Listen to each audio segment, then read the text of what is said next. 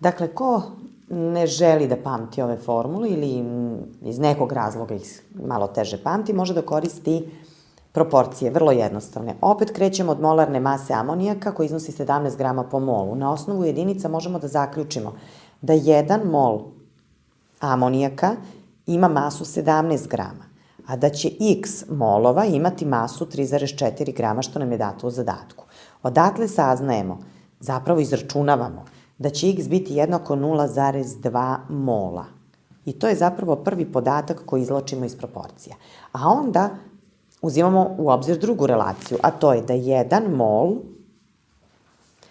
bilo koje gasovite supstance zauzima zapreminu od 22,4 decimetra kubna, što izvlačimo iz molarne zapremine pri normalnim uslovima, a da 0,2 mola amonijaka zauzima zapreminu y.